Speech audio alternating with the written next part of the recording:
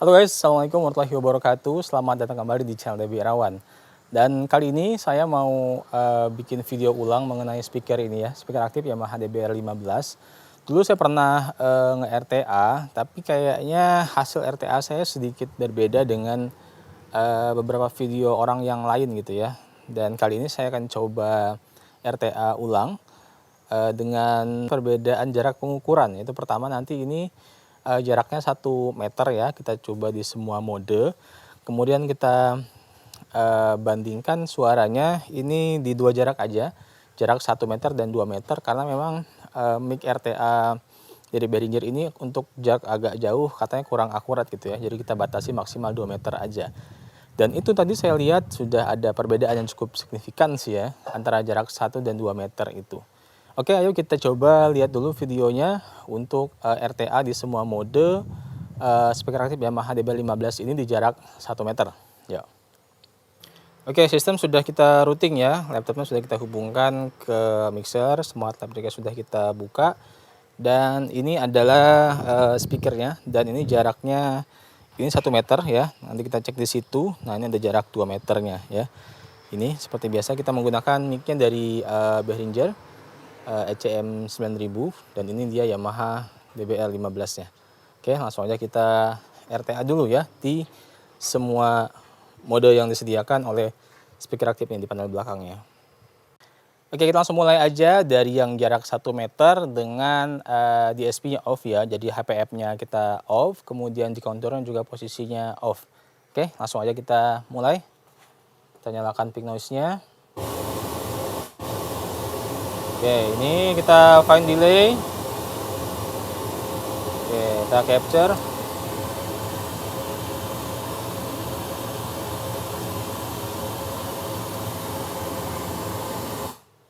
Oke, nah ini adalah hasilnya untuk jarak 1 meter dengan mode flat ya, tidak ada HPF dan decontour yang aktif. Jadi dari sini kita bisa lihat dia rolling di sekitaran 70 atau 60 di sini.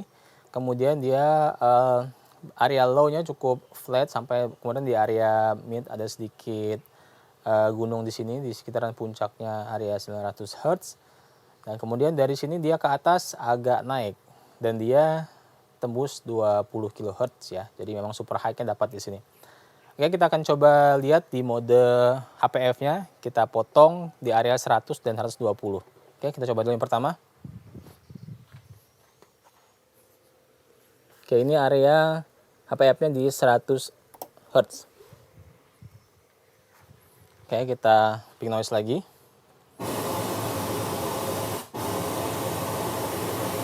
Oke, langsung aja kita capture lagi.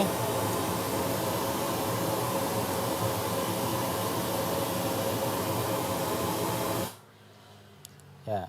Jadi yang merah ini setelah dikasih APF di 100 Hz ya, dia roll off di bagian bawah sini. Kemudian fasanya juga bergeser ya karena pengaruh dari crossover point. Jadi dia maju seperti itu. Bagian atasnya masih sama ya, nggak ada perbedaan. Fasanya juga kurang lebih selain karena pergeseran bawah ini tadi. Oke, kita tambahkan lagi HPF-nya di 120.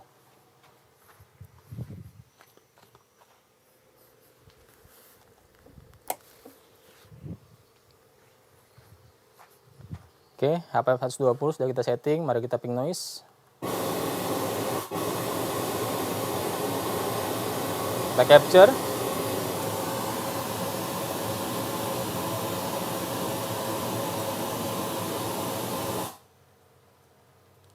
Ya, ini tadi, ini adalah respon frekuensi kalau kita HPF di 120 ya. Jadi tinggal ngurangin area low-nya aja, area sub-nya, low sub-nya. Dan untuk fasanya ya seperti biasa bergeser di bagian atasnya ya. Maksudnya di bagian setelah dari 100 Hz tadi dipotong di situ, kemudian kita potong 120, dia bergeser ke atas sedikit seperti ini. Untuk fasanya, untuk area atas dia kurang lebih aja. Di sini mungkin karena terpengaruh area crossover bawah, makanya di sini sedikit ada bergeser seperti itu. Oke, nah sekarang kita akan kembalikan dulu dia ke off. Kita lihat di konturnya satu-satu ya.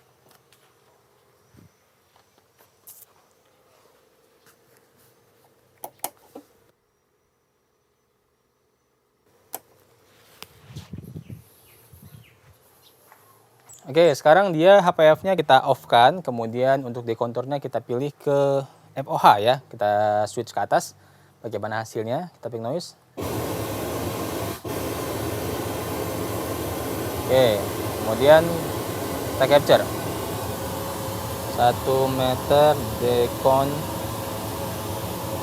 FOH. Oke, nah ini kelihatan ya. Yang hijau ini adalah hasil respon frekuensi setelah dekontur kita aktifin ke mode FOH. Jadi dia bagian bawahnya ini lebih kencang ya dibikinnya. Bagian bawah lebih kencang, bagian atasnya kurang lebih, tapi di sini kayak lebih kencang dikit ya atasnya. Di area super high-nya di sini, area berapa ini? 14 kilo ke atas. Nah, kemudian fasenya juga bergeser, kita bisa bandingkan dengan yang biru ya. Waktu dia tidak ada HPF dan dekantornya off, ini adalah perbedaannya. Jadi bagian bawahnya berubah ke sini dari awalnya di area sini ya. Nah, kemudian juga di area middle-nya juga ada seperti lipatan fasa di sini. Ini adalah hasilnya kalau misalnya waktu flat tidak kita kasih HPF, kita kasih dekontur FOH. Dan sekarang kita akan lihat hasilnya kalau kita kasih dekontur monitor ya.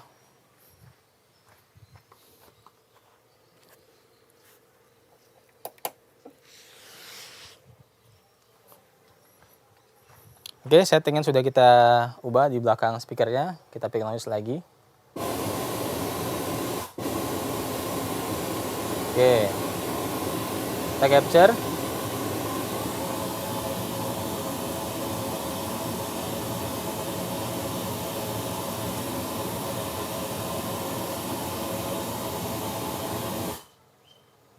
Ya, jadi ini hasilnya yang ini ya, biru muda yang bawah ini.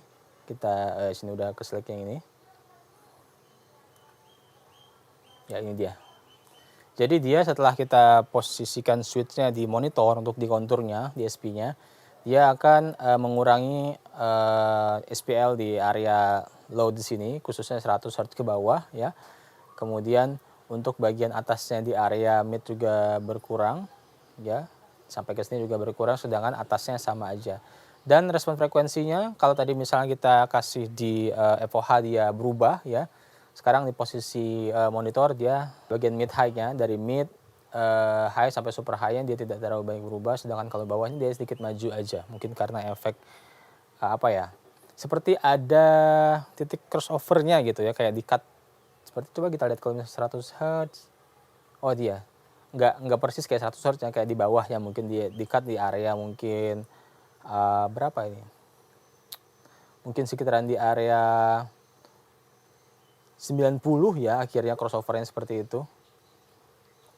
Nah kan kalau misalnya dia dikasih 100-an seperti ini ya, dia agak di tengah-tengah antara tidak dikasih HPF dan dikasih HPF 100, area sini sepertinya. Oke, itu dia hasilnya. Dan kita akan coba lihat, kita kombinasikan HPF 100 kalau kita kasih sebagai FOH gimana. Dia kan nambahin frekuensi subnya dinaikin, kemudian kita kasih HPF 100, itu posisinya seperti apa. Ini mungkin terjadi kalau misalnya kita pasangkan dengan subnya, itu kita jadikan speaker depan, speaker main PA. Itu kan kita pasti akan cut untuk ke subnya, tapi kita posisikan dia sebagai speaker depan. Jadi otomatis HPF-nya di sekitaran 100, kemudian dekonturnya kita kasih sebagai main PA gitu ya. Oke, kita coba lihat. Kita matiin dulu yang lain biar lebih clear. Kita nyalakan yang flatnya aja dengan yang 1 meter FOH. Oke, kita akan set dulu di belakangnya. Dia jadi FOH, main PA, kemudian HPF-nya 100. Oke, kita langsung ping noise lagi.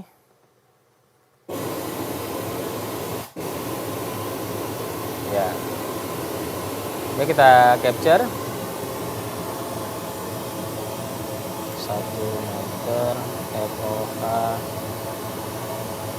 100. Oke. Nah, apabila kita bandingkan dengan yang FOH tanpa HPF 100 Hz, dia perbedaannya seperti ini ya. Jadi untuk fasanya tetap dia mengambil fasa seperti main PA, tapi di sini setelah dikasih crossover HPF 100 Hz, dia akhirnya lebih maju fasanya, kemudian frekuensinya juga roll off di area sini ya. Bedanya kalau misalnya 100 Hz yang main PA sama dengan 100 Hz yang biasa, dia jadi seperti ini. Nah, jadi pertama yang paling kelihatan sih di ini ya, di fasa ya. Kalau misal respon frekuensi dia hanya sedikit ngeboost sedikit di area bawah sini untuk yang dipotong 100 Hz, tapi modenya di konturnya main PA. Jadi yang merah ini dia 100 Hz tanpa ada DSP. Kemudian yang warna hijau biru ini, biru Tosca, hijau Tosca mungkin ya. Ini adalah yang HPF 100 Hz dan dia di konturnya main PA. Oke, seperti itu. Kalau misalnya dikasih di kontur monitor, kemudian HPF 100 bagaimana? Oke, kita akan coba setting lagi di belakangnya, yuk. HPF-nya tetap di 100, tapi dekonturnya kasih ke monitor. Jadi mungkin area bawahnya akan lebih di-cut ya sini. Oke, kita langsung aja ping noise. Ya, seperti ini kita capture 1 meter dekon monitor HPF 100. Nah, oke, jadi yang paling bawah ini ya, dia ini adalah mode dekonturnya itu monitor, kemudian HPF-nya 100. Kalau misal dibandingin dengan yang dikontur tapi tidak ada HPF-nya ya, dikontur monitor. Nah, dia masih ada agak kencang di area sini. Jadi setelah kita setting monitor, tapi dia istilahnya itu masih rada berisik ya, area frekuensi low sub-nya, tinggal dikasih HPF aja 100, jadi dia lebih roll off di bawah sini ya. Dia lebih bersih lah. Itu kalau kalian mau istilah monitor yang lebih lebih clean daripada suara sub yang yang terlalu humuk gitu ya. Silahkan aja setting ke dekonturnya monitor, kemudian HPF-nya dikasih 100. Kalau misalnya dikasih 120, sejauh mana itu area low sub yang dipotong, kita akan coba cek aja.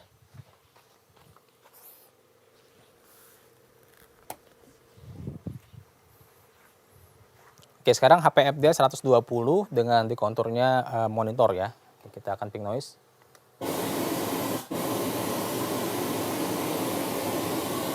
Oke, 1 meter HPF 100 DC monitor. Nah, jadi kalau misalnya kita kasih lagi ke 120 Hz untuk HPF-nya dengan mode monitor, ini seperti ini respon frekuensinya. Dia akan ngekat lagi di area bawahnya di sini. Kita bandingkan dengan yang dekonturnya monitor tanpa HPF, segini bedanya ya. Jadi bedanya di area bawah seperti itu, sama di fasanya agak geser sedikit. Oke ya, ini kita akan cukupkan untuk area ini. Kita akan coba capture untuk yang flat aja untuk jarak 2 meter. Seperti bagaimana hasilnya? Oke, jadi ini jaraknya 1 meter ya. Kita akan coba mundurin ke jarak 2 meter di sini. Oke, ya kita akan luruskan dulu mic-nya dengan speakernya. Oke, udah ya. Udah cocok jaraknya. Ini tadi 1 meter, di situ sekarang jaraknya 2 meter dari speaker ini. Oke, langsung aja kita cek lagi di RTA. Oke, sekarang kita modenya kita balikin dulu ke flat ya, setelah kita atur jaraknya tadi, agar pengukurannya itu kita bandingkan dengan yang flat jarak 1 meter. Jadi flat 1 meter sama flat yang 2 meter. Oke, kita setting dulu di belakangnya. HPF-nya kita nolkan, kita off kan ya, di konturnya kita off kan. Oke, bagaimana hasil pengukurannya? Kita ping noise lagi. Kita buka dulu ya yang 1 meter flat seperti ini. Kemudian kita ping noise. Oke, terjadi delay, kita find delay dulu. Nah, sekarang kita capture.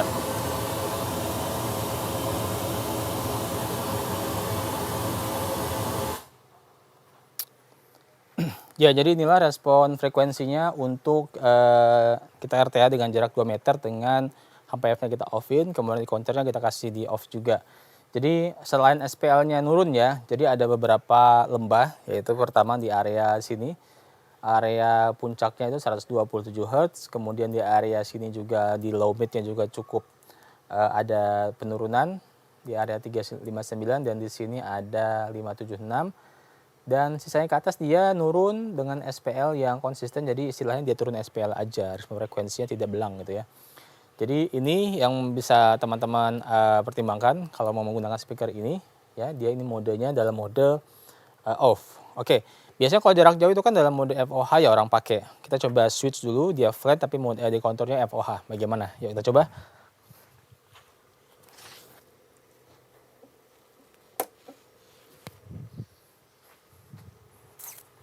Oke, sekarang di konturnya kita aktifin ke mode FOH atau main PA, kita ping noise.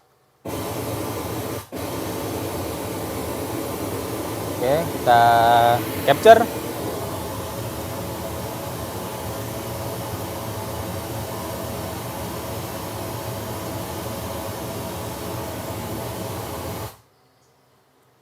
Nah, jadi yang terjadi seperti itu. Dia untuk area yang lain tidak begitu signifikan ya perbedaannya, dan yang agak nambah itu di area sini aja. Di area 60 sampai dengan 80 di sini sampai dengan 90 lah kita anggap seperti itu, dia terjadi peningkatan di sini. Nah, kalau misalnya mungkin ya speaker ini nanti kita pasangkan dengan speaker sub, otomatis kita akan nge-cut bawah ya. Kita coba cut lagi deh dengan mode FOH ini, mode main PA, kita kasih HPF di 100 Hz bagaimana, kita coba lihat.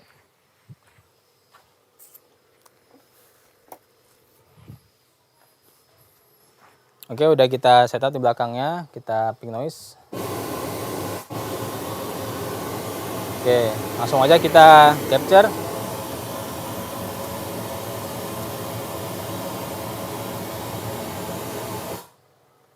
Ya, jadi inilah area bawahnya setelah dikasih mode dekontur main PA, kemudian kita HPF di 100. Harapannya nanti yang bolong di bawah ini akan diisi oleh speaker subwoofer ya. Jadi nanti dia akan lebih tebal lagi di sini.